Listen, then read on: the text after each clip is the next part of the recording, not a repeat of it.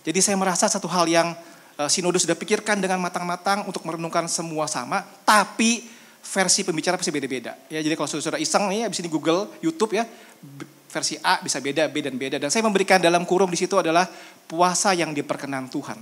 Jadi saya merenungkan bagian ini, saya merasa bahwa kita harus merenungkan bagian ini bersama-sama. Ini langsung saya putar sendiri ya berarti ya. Oke, ini saudara tahu pasti ya, Martin Luther King Jr. Siapa yang tahu siapa beliau? Yang pernah dengar nama beliau sebelumnya boleh angkat tangan. Pernah dengar? Pernah tahu? Ada yang pernah tahu? Ya, ada yang tahu ya. Oke, siapa dia? Martin Luther King Jr. Apa yang terkenal dari beliau? Itu aja dulu ya. Apa yang terkenal dari beliau? Dia nggak setuju? Yang ngomong yang mana ya? Saya gak jelas. Oke, silakan Pak. Dia nggak setuju tentang?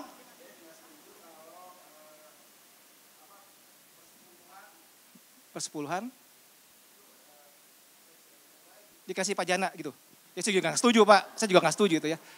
Kurang tepat, siapa yang tahu apa yang terkenal? Yang terkenal aja, gak usah tahu dia siapa, ribet lah gitu ya. Yang terkenal dari Martin Luther King Jr. itu apanya? Tentang apa?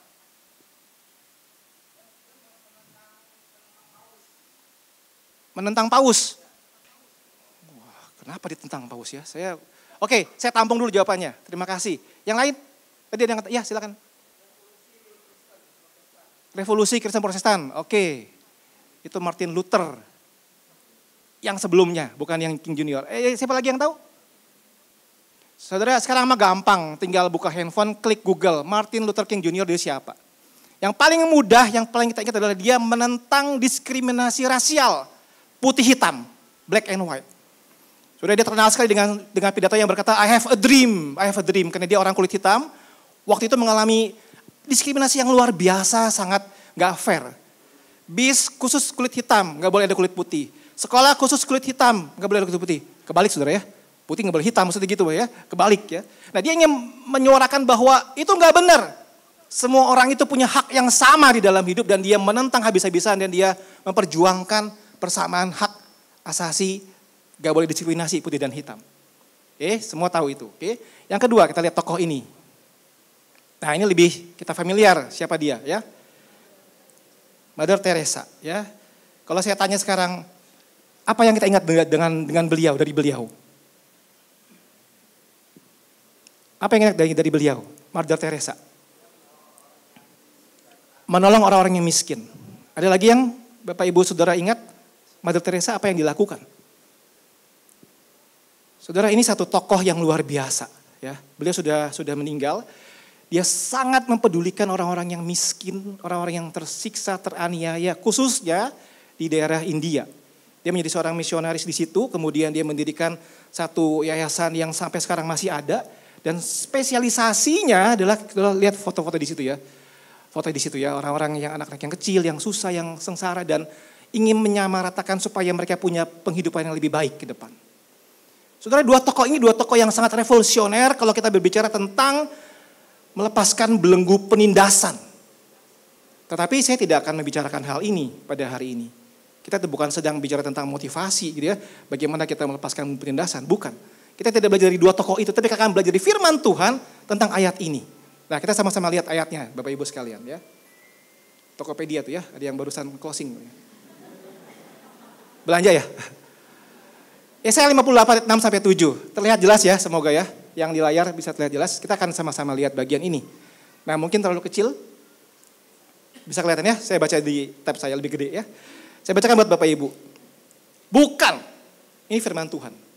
Berpuasa yang kuhendaki ialah supaya engkau membuka belenggu-belenggu kelaliman dan melepaskan tali-tali kuk. Supaya engkau memerdekakan orang yang teraniaya dan mematahkan setiap kuk. Supaya engkau memecah-mecah rotimu bagi orang yang lapar dan membawa ke rumahmu orang yang miskin yang tak punya rumah. Apabila engkau melihat orang telanjang, supaya engkau memberi dia pakaian dan tidak menyembunyikan diri terhadap saudaramu sendiri. Ayat yang ke-7. Sebentar ya, oke. Sudah 7 itu ya? Oh sudah ya, maaf ya, beda versi. Saya lebih baru jadi cuma begini ya. Oke, yang kedua, silakan Bapak Ibu bacakan. Matius 6, 16-18. Oke, silakan bacakan bagian ini 1, 2, 3 bersama-sama.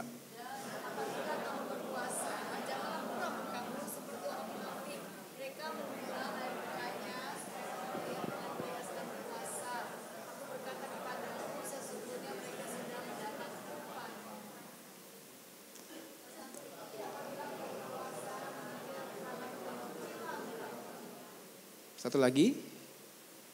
Supaya jangan dilihat oleh orang bahwa engkau sedang berpuasa, melainkan hanya oleh Bapamu yang ada di tempat tersembunyi. Maka Bapamu yang melihat yang tersembunyi akan membalasnya kepadamu. Saudara, ini ayat yang sangat tepat di minggu pertama di bulan Ramadan. Betul ya? Ini bulan Ramadan kan ya? Saya nggak sedang di masjid kan ya? Ini kayaknya kok nyindir banget sama mereka gitu ya. Mohon maaf ya yang puasa. Karena waktu saya renungkan tema ini saudara, saya melihat konteksnya adalah puasa. Puasa mana yang ngaco, puasa mana yang benar. Dan kebanyakan orang pada waktu itu melakukan ibadah-ibadah puasa yang tidak berkenan kepada Tuhan. Dan bukan sebuah kebetulan tanggal hari ini adalah minggu pertama dari mereka-mereka yang berpuasa. Saya harap ini bisa didengar oleh mereka-mereka yang berpuasa gitu ya. Supaya mereka bisa merenungkan seperti apa sebetulnya puasa yang Tuhan kehendaki.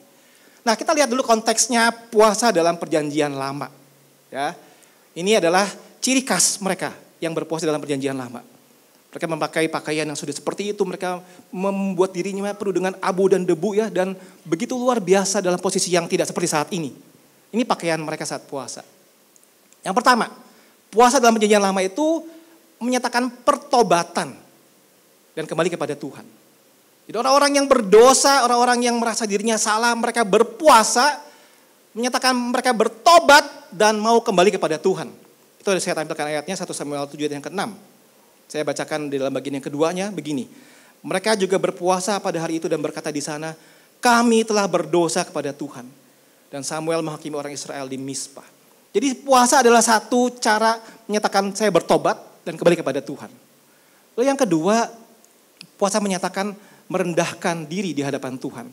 Setelah Raja 21 ayat 27 sampai 29. Mereka puasa karena mereka ingin sungguh-sungguh humble, merendahkan diri di hadapan Tuhan. Saya tidak layak, saya tidak layak, saya tidak layak. Itu harusnya. Yang ketiga, puasa itu adalah mencari pimpinan Tuhan. Hakim-Hakim 20 ayat 26 sampai 28. Orang-orang bergumul, berdoa, minta pimpinan Tuhan dan mereka berpuasa. Ini saya bacakan ya. Ayat pasal 20 Hakim-Hakim ayat 26. Kemudian pergilah semua, saya bacakan 27 saja. Dan orang-orang Israel bertanya kepada Tuhan, pada waktu itu ada di sana tabut perjanjian Allah. Dan Pinehas bin Eleazar bin Harun menjadi imam Allah pada waktu itu, kata mereka, haruskah kami maju sekali lagi untuk berperang melawan Bani Benyamin, saudara kami itu, atau haruskah kami hentikan itu? Jadi mereka mencari pimpinan Tuhan dengan cara berpuasa. Kita sering kali juga lakukan ini bukan saudara? Saat sedang bergumul, cari pimpinan Tuhan, kita berpuasa. Tuhan, apa yang kau kehendaki untuk aku perbuat? Orang-orang perjanjian lama pun lakukan seperti itu. Mereka berpuasa supaya mereka bisa tahu pimpinan Tuhan seperti apa. Ini perjanjian lama. Tetapi saudaraku sekalian, bahwa bagaimana dengan umat Israel pada waktu itu? Puasa PL sudah lama diadakan dari zaman imam. Sudah ada begitu banyak tradisi mereka. Tetapi bagaimana mereka melakukan puasa pada waktu itu? Ini yang Tuhan Yesus tegur. Ya. Sungguh-sungguh inikah berpuasa yang kukehendaki. Saudara lihat ya. Puasa itu kan sebagai satu respon pertobatan. Puasa respon merendahkan diri di hadapan Tuhan. Puasa sebagai satu respon cari pimpinan Tuhan. Sebagai suatu ibadah kepada Tuhan yang sangat rasanya mulia. Saudara, tetapi apa jawaban Tuhan? Sungguh-sungguh inikah berpuasa yang kukehendaki? Dan mengadakan perendahkan diri jika engkau menundukkan kepala seperti gelagah dan membentangkan kain karung dari abu sebagai lapik tidur. Itu tradisi mereka seperti itu. Sungguh-sungguh itukah yang kau sebutkan berpuasa? Mengadakan hari yang berkenan pada Tuhan. Saudara tidak usah pusing-pusing menafsirkan. Kalau kita membaca ini ya saudara, kita tahu ini sebuah penolakan dari Tuhan, bukan? Betul ini puasa. Ini puasa yang dibilang puasa. Kayak gitu kira-kira ya. Saudara lihat yang lebih mengerikan lagi. Tuhan tidak berkenan. Oh saudara sekalian, kita mungkin bisa menipu manusia di dalam melakukan tradisi agama kita. Melakukan ritual agama kita. Saudara, orang-orang Kristen saat ini punya ritual-ritual agama yang saya lihat misalnya ya, puasa salah satunya, doa ya, kemudian memberikan persembahan. Itu seperti sebuah ritual, termasuk juga beribadah. Bayangkan saudara, jika kita sedang seru-serunya beribadah ya, Kemudian ada suara dari langit yang berkata, inikah ibadah yang ku kehendaki? Wah saudara, kita semua hancur loh ya. Oh my God, gimana nih? Betul gak? Kita lagi seru-serunya puasa ini menjelang Jumat Agung. Mungkin ada Bapak Ibu yang ikutan berpuasa gitu ya. Menyiapkan hati. Lalu Tuhan bilang, itukah puasa yang ku kehendaki? Saudara lagi semangat-semangatnya memberikan persembahan, perpuluhan, mendukung gereja dan sebagainya. Lalu Tuhan berkata, inikah persembahan yang ku kehendaki? Saudara, manusia bisa ditipu oleh manusia yang lain. Hamba Tuhan bisa ditipu oleh jemaat. Dan sebaliknya. Betul? Tapi apakah Tuhan bisa ditipu? Tidak saudara. Tuhan tidak berkenan. Lihat ayat ini saudara. Kalau kita pikir-pikir ya, ini mereka keterlaluan sekali ya. Saya bacakan Yesaya 58 ayat 3-4. Mengapa kami berpuasa dan engkau tidak memperhatikannya juga? Mengapa kami merendahkan diri dan engkau tidak mengindahkannya juga? Sesungguhnya, tadi itu yang atas tuh kalimatnya manusia. Tanya sama Tuhan, Tuhan kita puasa nih, kenapa engkau enggak perhatiin? Kita puasa nih, kenapa engkau tidak mengindahkannya juga? Lihat yang bawah jawaban Tuhan. Sesungguhnya pada hari puasamu engkau masih tetap mengurus urusanmu. Dan kamu mendesak-desak semua buruhmu. Sesungguhnya kamu berpuasa sambil berbantah dan berkelahi. Serta memukul dengan tinju dengan tidak semena-mena. Dengan caramu berpuasa seperti sekarang ini, suaramu tidak akan didengar di tempat tinggi. Oh saudara sekalian, ini mengerikan sekali saudara. Ya.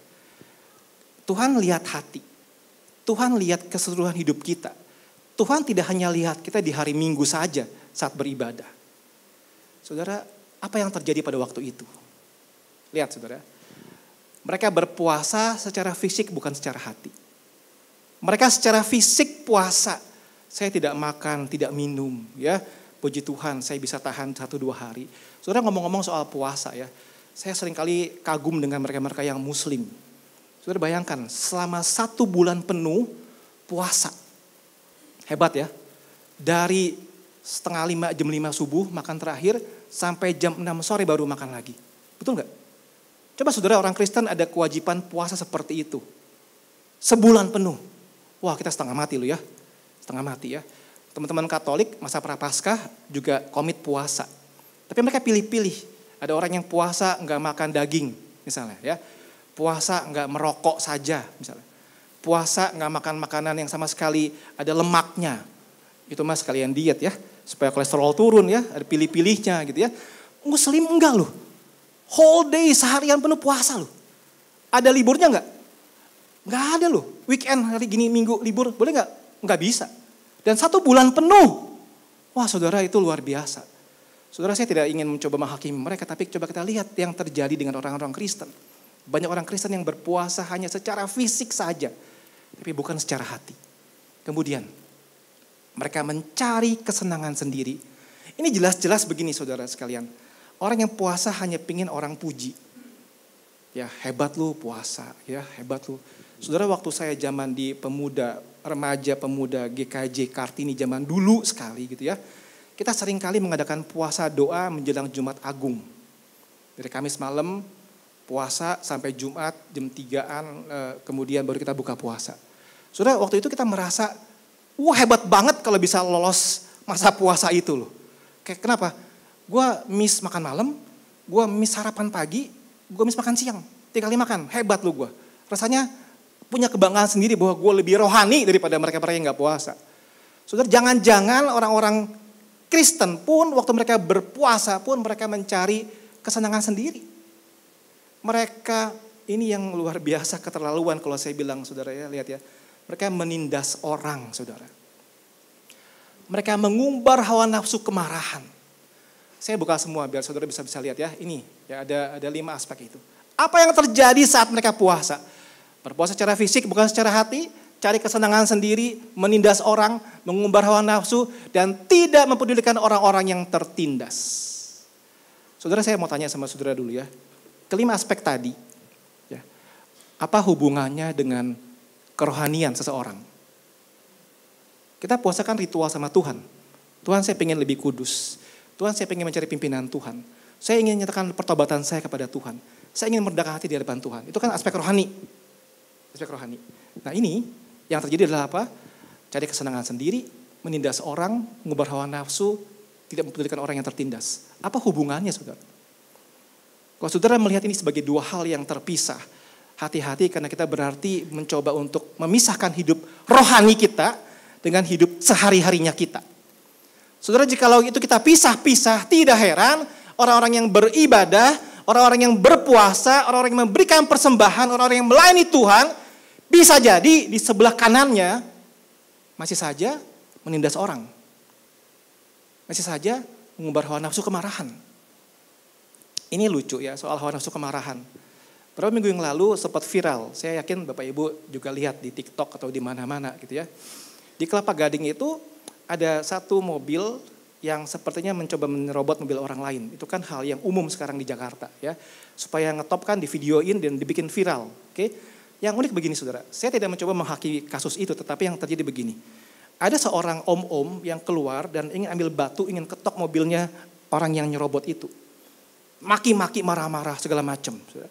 Terus yang uniknya saya melihat si om-om itu pakaiannya seperti pakaian dari gereja. Saya percaya itu orang dari gereja sih ya. Karena hari Minggu kalau orang nggak gereja kan santai ya. Celana pendek, kaos ya. Gereja kan tetap rapih ke meja. Dia berusaha untuk menghancurkan, marah-marah. Kemudian ada settlement karena ada orang-orang ramai dibawa kantor polisi. Baru dia minta maaf. Biasanya pakai meterai kan. Biasa kan meterai kan bersakti di Indonesia ya. Bisa buat apapun. Meterai kemudian ada settlement. Dia harus bayar ke orang yang dia pingin ancam itu.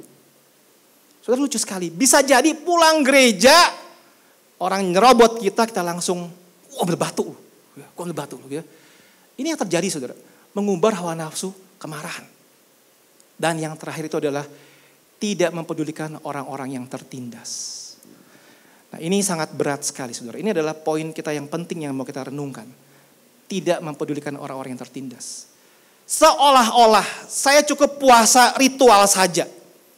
Saya cukup ibadah ritual saja. Memberikan persembahan ritual saja. Tuhan tahu, orang-orang lihat, orang-orang puji. Satu sisi saja. Tetapi yang Tuhan lihat dalam hati adalah keseharian lu gimana? Ya kan? Masihkah kita hanya cari kesenangan sendiri? Ataukah kita mengumbar hawa nafsu kemarahan? Atau kita tidak peduli sama orang-orang yang tertindas? Itu sebabnya Tuhan bilang, puasa seperti itu kayak yang aku kehendaki. Puasa yang begini kayak aku mau, merendahkan diri seperti ini kayak aku mau. Saudara, bukan saudara. Kalau kita melihat di sini sungguh-sungguh mereka meluapkan hawa nafsu mereka. Bahkan kalau tadi saudara lihat Yesaya 18:58 itu ya, ada kalimat berbantah, berkelahi, memukul dengan tinju tidak semena-mena. Wah gila ya. Ini orang beriman loh. While doing fasting selama berpuasa bisa tonjok-tonjokan gitu kira-kira gitu ya. Ini bukan petinju pasti, bukan. Tapi mereka orang-orang yang lakukan seperti itu. Ini yang terjadi dengan mereka, saudara. Ini yang terjadi dengan mereka. Nah, bagaimana dengan kita? Memang tema hari ini bukan fokus kepada puasa dalam rangkaian Jumat Agung. Tapi mari kita sama-sama mengambil satu sisi dari ayat tadi untuk melihat bagaimana dengan kita, saudara. Ya. Apakah kita melakukan ritual agama? Doa, puasa, persembahan, mungkin pelayanan misi dan sebagainya. Hanya palsu saja supaya dilihat orang. Saudara, waktu saya diberikan tema ini, saya pikir gitu ya, saya mau renungkan apa ya. Terus saya ingat-ingat lagi, ini kan sebetulnya satu teguran juga buat saya. Apakah saat saya melayani Tuhan, saya punya channel YouTube saudara ya. Sudah 2 tahun lebih, setiap Senin saya posting. Isinya firman Tuhan yang sederhana dalam 15 menit.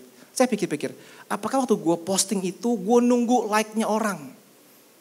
Gue nunggu orang-orang puji. Oh terima kasih gue diberkati. Kenapa? Kalau itu yang terjadi, itu palsu bukan? Supaya dilihat orang. Saudara beribadah hari ini, apakah palsu? Orang lihat gue ke gereja. Gue memuji Tuhan. Gue melayani Tuhan. Apakah itu? Apakah itu yang engkau lakukan saat ini? Beribadah, ritual agama hanya palsu saja supaya dilihat orang. Kalau iya, ya sudah upahmu ya cuma itu. Ya, orang lihat, hebat ya, Bapak ini rohani. wah hebat ya WL-nya, lincah sekali hari ini gitu ya. Ngos-ngosan tarik napas ya, kurang gerak begitu ya mungkin ya. Wah hebat ya rohani. Wah pemusiknya keren-keren lu, mainnya canggih lu. Wah itu kalau iya itu yang kau cari, ya itu yang kau dapat. Selesai sudah, selesai. Selesai sudah. Saudara, ini satu teguran keras buat kita semua. Yang kedua saudara, apakah perilaku kita sehari-hari menindas orang lain? Bicara mengenai menindas orang lain, tidak mesti posisi kita adalah orang kaya, ya kan? Ya banyaklah film-filmnya orang-orang kaya kan nindas orang miskin, itu mah biasa ya. Tapi saya rasa gak mesti orang kaya. Kita punya ART di rumah pun, kita menjadi bosnya, kadang-kadang jangan-jangan perilaku kita sehari-hari menindas dia. Kemudian berlaku tidak adil. Ini sering terjadi, saudara. Bagi para pimpinan-pimpinan usaha, pemilik-pemilik toko begitu ya. Adakah sikapmu di kantor, di toko itu tidak adil? Ada A yang saya lebih sayang, saya kasih lebih. Yang B saya kurang sayang, saya kasih kerjaan yang sangat berat dan tidak mengenakan. Tidak adil. Ataukah tidak mempedulikan orang yang tertindas? Saudara, definisi orang tertindas itu sangat banyak sekali. Bisa secara ekonomi tertindas, bisa secara fisik tertindas, teraniaya. Atau secara sosial tertindas, ataupun apapun itu banyak sekali. Apakah kita punya kepedulian kepada orang yang tertindas? Mother Teresa secara awal sebetulnya dia tidak perlu repot-repot jadi seorang Mother Teresa yang ngurusin orang-orang susah, orang-orang sakit, orang tertindas. Tapi dia memilih hidup seperti itu, melayani orang-orang seperti itu. Saudara sekalian, apakah kita tidak peduli dengan orang-orang yang tertindas? Puasa seperti apa yang Tuhan inginkan? Ini saya langsung buka, saudara bisa lihat ya. Dari ayat tadi kita sudah baca, saya langsung buka saja ke poin-poinnya saudara. Karena ini terlalu kecil ayatnya.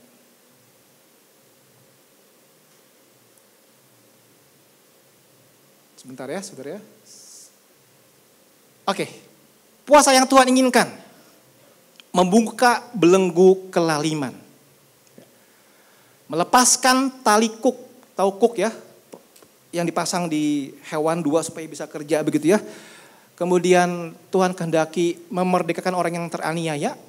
Tuhan menghendaki mematahkan tiap kuk. Tuhan menghendaki memecahkan roti bagi yang lapar. Tuhan menghendaki membawa ke rumah orang miskin yang tidak punya rumah. Tuhan menghendaki memberi pakaian kepada orang yang telanjang. Dan Tuhan menghendaki yang ke-8, tidak memunyikan diri terhadap saudara. Saudara, langsung saja itu ada poin saudara. Susah ini mas, siapa yang bisa lakukan itu, betul?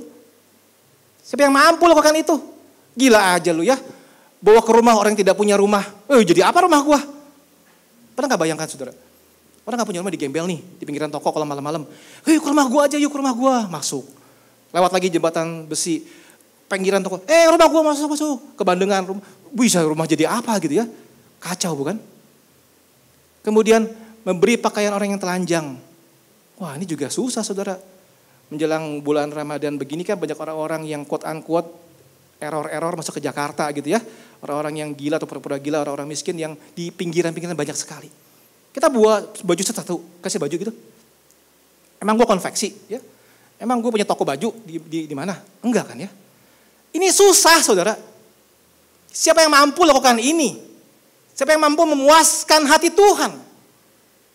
Kalau kita mau sungguh-sungguh taat kepada Tuhan. Tidak memunyikan diri terhadap saudara. Orang-orang yang susah, orang-orang yang hina. Saudara ini susah saudara. Berarti kalau kita sungguh-sungguh mengerti makna puasa. Ingin membebaskan tali penindasan orang-orang. Itu kerjaan yang sangat susah luar biasa. Sampai mati pun mungkin kita tidak mungkin bisa lakukan itu saudara. Mengapa?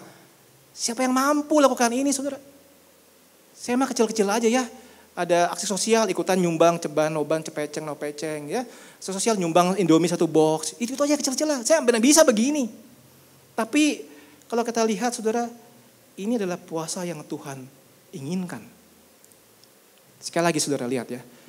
Aspek tadi yang sebelah kiri, aspek yang rohani. Ibadah, puasa, doa, persembahan. Aspek yang kanan adalah aspek yang sehari-hari. Aspek yang sehari-hari. Kalau saudara-saudara renungkan bagian ini sebetulnya. Tuhan ingin aspek sehari-harimu pun aspek sehari-hari kita pun setiap harinya, itu juga harus menyenangkan Tuhan. Gak bisa kita tutup mata terhadap orang-orang yang miskin, orang-orang yang teraniaya, orang-orang yang terbuang. Tidak bisa kita tutup mata terhadap orang-orang yang sedang sakit yang membutuhkan pertolongan kita. Tidak bisa kita tutup mata terhadap ketidakadilan yang terjadi di mana-mana. Tidak bisa kita menindas anak buah kita, membuli mereka. Tidak bisa kita menahan keberhasilan orang demi kita punya kepentingan. Tidak bisa kita mematikan toko lain di sebelah dengan cara jual habis-habisan, biar lu tutup semua. Gue berdarah dari awal, ntar gue bisa naik lagi. Tidak bisa. Itu praktek-praktek hal yang tidak sesuai dengan hatinya Tuhan, saudara. Itu aplikasinya. Itu aplikasinya. Apakah hidupmu sehari-hari sesuai dengan apa yang Tuhan mau? Saudara, saya akan bicara sebentar lagi sudah akan selesai. Ya. Saya ingin membagikan kita satu kesimpulan. Ya, kesimpulannya apa? Saudara, mari kita menunjukkan kasih kepada sesama. Khususnya orang-orang miskin dan dalam kesusahan. Mari kita menunjukkan kasih kepada sesama. Saudara ingat hukum kasih apa aja? Kasihilah manusia seperti dirimu sendiri. Ingat hukum yang pertama apa? Hukum yang pertama? Kasihilah Tuhan dengan seluruh aspek hidup ya. Saudara tahu nggak apa kalimatnya? Perintah yang utama adalah kasihilah sama manusia. Perintah yang kedua adalah kasihilah sama manusia. Dan itu kan setara sebetulnya ya. Loving God, loving others. Seperti itu kan kira-kira ya. Artinya apa? Waktu saya menunjukkan kasih kepada sesama, saya sebetulnya menunjukkan kasih kepada Tuhan sebetulnya. Kesimpulannya adalah mari kita tunjukkan kasih kepada sesama. Khususnya orang-orang yang miskin dan dalam kesusahan. Saya percaya efek-efek pandemi COVID masih ada. Buat mereka-mereka khususnya yang mungkin secara bisnis, secara usaha, secara pekerjaan. Mungkin masih ada yang susah. Saya percaya banyak orang-orang yang mungkin menjadi orang-orang yang miskin, dalam tanda kutip miskin. Soalnya definisi miskin beda-beda ya. Mereka-mereka yang butuh pertolongan kita. Orang-orang yang dalam kesusahan. Saudara buka mata, lihat sekitar kita. Bisakah kita menunjukkan kasih kita kepada orang-orang yang seperti itu? Yang kedua, saudara, mari kita bekerja dengan adil, saudara ya. Memberikan hak secara adil kepada mereka yang berhak menerimanya. Ini sebetulnya etika yang wajar orang lakukan. Kalau orang-orang dunia pun lakukan itu, contoh ya. Kita interview orang itu bilang, saya tanya ke orang itu, berapa gaji terakhir? Saya sebut saja saya 5 juta, oke saya kasih gaji kamu 5,5 juta, oke setuju. Ini job desk-nya ya, 5,5 juta ini job desk-nya. Oke, masuk dia hari pertama, hari kedua, hari ketiga, ternyata melebihi job desk-nya. Melebihi yang dia harus kerjakan. Ada dua pilihan kan saudara ya. Saudara yang kerja ngerasa, gue ditindas, gue dianiaya, ya udah gue terima aja, gue dizolimi oleh bos gue. Ada yang mungkin langsung protes, enggak gue gak mau, gue di luar job desk. Anak-anak muda sekarang suka begitu ya, di luar job desk sudah gak mau kerja ya. Karena mereka merasa, suka-suka gue, lu mau apa ya, anak-anak generasi sekarang seperti itu mentalnya ya. Oke saudara, sebagai pemberi kerja, mari kita berikan hak kepada orang yang memang berhak menerimanya. Ngomong 9 to 5 gitu ya. Ngomong ini job desk-nya, ngomong job desk-nya ini. Itu memberikan keadilan. Kalau orang dunia saja dituntut seperti itu, gimana dengan orang Kristen saudara? Saya percaya etika Kristen harusnya jauh lebih tinggi daripada itu bukan? Gak cuma sekedar memberikan hak kepada dia. Saudara saya baru-baru ini mengadakan satu interview karena saya akan memberikan training di perusahaan itu gitu ya. Waktu ngobrol dengan pemilik perusahaan, dia bilang begini, Pak saya punya filosofi di kantor itu juara. Ya saya gak akan bocorin juara itu apa, tetapi J-nya itu adalah joyful dibilang. Wah keren ya, perusahaan punya moto tuh joyful, visinya joyful. Lalu dijelaskan begini, Pak, saya ingin ada suasana yang joyful di kantor saya.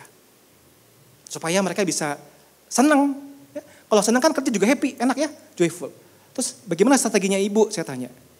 Di kantor saya memberikan gaji 30% lebih besar daripada industri sekitar. Wih keren loh, kenapa? Orang yang masuk tuh paling nggak dapat 30% lebih daripada toko-toko sebelah atau kantor-kantor sebelah. Sehingga mereka senang kan, joy kan. Apa yang terjadi saat mereka joy, mereka kerja dengan sukacita. Saudara mau pindah ke kantor itu? Hubungi saya ya kalau pindah, lumayan naik jadi 30% gitu ya. Saudara, dia punya sifat begini. Pokoknya kalau orang tuh happy kerja, wah itu pasti mantep dah. Pasti suasana juga bagus. Kebetulan dia toko ya, toko. Saudara, dia mencoba memberikan ekstra ke karyawannya. Dibanding dengan usaha sejenis yang ada di kompetitornya dia. Ekstra 30%. Supaya apa? Joyful. Supaya senang, supaya bersuka cita. Saudara sebagai pemilik usaha orang Kristen, orang GKJ, bagaimana kita punya sikap dalam bekerja? Bagaimana kita punya moral dalam bekerja? Bagaimana kita punya etika dalam bekerja? Khususnya ke anak-anak buah kita. Mari kita belajar kerja dengan adil, berikan hak kepada mereka yang berhak menerimanya dengan cara yang adil juga. Nah, saudara, kesimpulan yang terakhir. Tidak pamer dan tidak cari pujian manusia. Ini sulit ya. Ini sebuah tantangan buat kita. Jujur saja saudara ya, tantangan buat kita. Bagaimana kita lakukan ritual ibadah itu tidak berusaha untuk pamer. Dalam Injil Matius kan tadi Tuhan sebut ya, kalau puasa tuh jangan seperti orang-orang yang susah, minyaki rambutmu, keren-kerenin dirimu, bahwa engkau puasa, so what gitu ya. Kalau engkau persembahan jangan nora-nora, gue persembahan nih enggak, kantong kanan, tangan kanan kasih, tangan kiri jangan tahu, ya kan. Kalau kamu berdoa jangan di pinggir-pinggir jalan teriak-teriak gue berdoa, tetapi masuk dalam kamar yang tersembunyi, Tuhan lihat yang tersembunyi. Itu kan perjanjian baru, ajaran Tuhan Yesus. Kenapa? Karena Tuhan tahu manusia itu sangat ingin dipuji, saudara. Manusia sangat ingin pamer bahwa gue hebat. So what, saudara? Lu hebat, lu juga bakal mati kan? Simpelnya kan gitu kan? Terus apa? Tuhan yang menghakimi. Oh jangan sampai saudara ibadah hari ini Tuhan bilang, inikah ibadah yang kukehendaki? Waduh saudara. Jangan sampai Tuhan bilang, inikah khotbah yang kukehendaki? Ini sangat mengerikan sekali. Mari kita jujur terhadap diri dan berusaha untuk mencari motivasi yang benar dalam kita beribadah. Sebagai ayat penutup saudara. Saya berikan satu ayat penutup untuk saudara bawa pulang ya. Jikalau saudara tidak terlalu paham si Paulus ngomongin apa gitu ya. Saudara bisa catat ayat ini aja ya. Oke, saya bacakan buat Bapak Ibu sekalian. Matius 25 ayat 35 sampai 40. Ayat 35. Sebab ketika aku lapar, kamu memberi aku makan. Ketika aku haus, kamu memberi aku minum. Ketika aku seorang asing, kamu memberi aku tumpangan. Ketika aku telanjang, kamu memberi aku pakaian. Ketika aku sakit, kamu melawat aku. Ketika aku di dalam penjara, kamu mengunjungi aku. So, lihat ada beberapa hal di situ. Pertama, lapar, diberi makan. Kedua, haus, diberi minum. Yang ketiga, orang asing diberi tumpangan. Yang keempat, telanjang diberi pakaian. Yang kelima, sakit dilawat, dibesuk. Yang keenam, dalam penjara dikunjungi. Ini perkataan Yesus. Berikutnya. Maka orang-orang benar itu akan menjawab dia. Katanya. Ini unik ya, Tuhan kayak nyindir ya. Saya lihat gak apa yang unik dari ayat itu? Maka orang-orang benar itu, orang yang so tahu gitu ya, orang yang so diri hebat. Dia jawab begini, Tuhan, bila manakah kami melihat engkau lapar dan kami memberi engkau makan, atau haus dan kami memberi engkau minum? Bila manakah kami melihat engkau sebagai orang asing dan kami memberi engkau tumpangan, atau telanjang kami memberi engkau pakaian? Bila manakah kami melihat engkau sakit atau dalam penjara dan kami mengunjungi engkau? Betul nggak? Excuse mereka, betul nggak jawaban mereka? Ya betul lah ya. Nggak semua orang punya kesempatan melihat Tuhan Yesus itu lapar, haus. Ya, kapan Tuhan Yesus telanjang dikasih pakaian? Kapan Tuhan Yesus sakit dikasih dilawat? Kapan Tuhan Yesus di penjara dan dikunjungi? Nggak ada kan? Berarti betul dong ya si orang benar ya. Kapan Tuhan? Enggak tuh, enggak, mana ada Tuhan kayak gitu? Enggak. Tuhan nggak gitu kok. Mau Tuhan jangan ngarang lu. Gue nggak pernah lihat lu begitu Tuhan. Kalau lu begitu pasti gue lakukan Tuhan. Betul ya? Orang benar yang bilang begitu. Lihat jawaban Tuhan. Ini jawaban raja. Raja itu akan menjawab mereka. Aku berkata kepadamu, sesungguhnya segala sesuatu yang kamu lakukan untuk salah seorang dari saudaraku yang paling hina ini, kamu telah melakukannya untuk aku. Kita baca sama-sama bagian ini. 1, 2, 3. Dan raja itu akan menjawab mereka, Aku berkata kepadamu, sesungguhnya segala sesuatu yang kamu lakukan untuk salah seorang dari saudaraku yang paling hina ini, kamu telah melakukannya untuk aku. Ini merinding loh saudara. Merinding saudara. Jangan-jangan kita barusan di mobil di lampu merah, lihat orang-orang yang sedang minta-minta, sedang susah. Jangan-jangan kalau kita buka jendela, kasih dia 1.000, 2.000, 5.000, kita melakukannya untuk Tuhan. Jangan-jangan. Jangan-jangan waktu kita melakukan aksi-aksi sosial ke orang-orang yang di bawah kolong jembatan, orang-orang yang susah. Jangan-jangan saudara, kita melakukannya untuk Tuhan. Wah saudara, merinding. Orang seringkali bilang eksos begini, Pak jangan kasih orang-orang yang di pinggir jalan, pengemis. Mereka suka bohong. Mereka jangan-jangan punya rumah gede apa di kampung.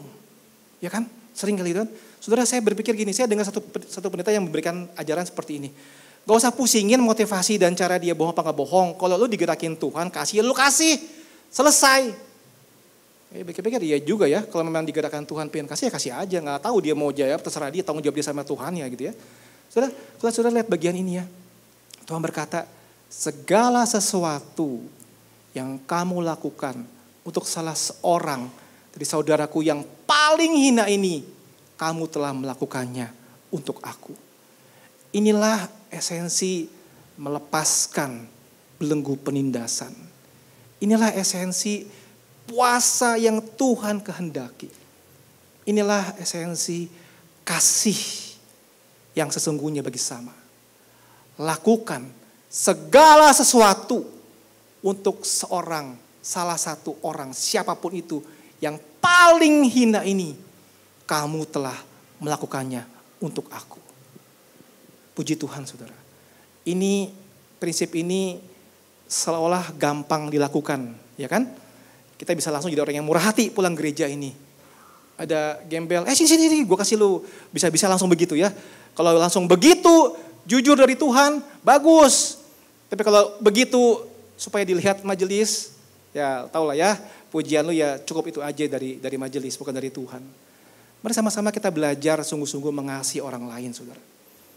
Melepas belenggu penindasan, tidak perlu menjadi Martin Luther King Jr. Tidak perlu menjadi seorang Mother Teresa. Tidak perlu menjadi seorang yang punya kekuasaan politik yang besar. Tidak perlu saudara. Lakukan apa saja, segala sesuatu ke salah seorang yang paling hina. Saudara yang paling hina. Engkau melakukannya untuk Tuhan. As simple as that firman Tuhan. Melakukan segala sesuatu untuk orang yang paling hina. Engkau melakukannya untuk Tuhan. Saya percaya saudara punya banyak ruang memberikan untuk orang-orang yang susah. Saudara punya banyak kesempatan untuk menerapkan prinsip firman Tuhan ini. Saudara punya banyak kesempatan untuk berbagi kepada orang-orang. Saudara punya banyak kesempatan untuk melepaskan belenggu penindasan. Kalau kita melakukan untuk orang yang paling hina, engkau melakukannya untuk Tuhan. Mari kita berdoa.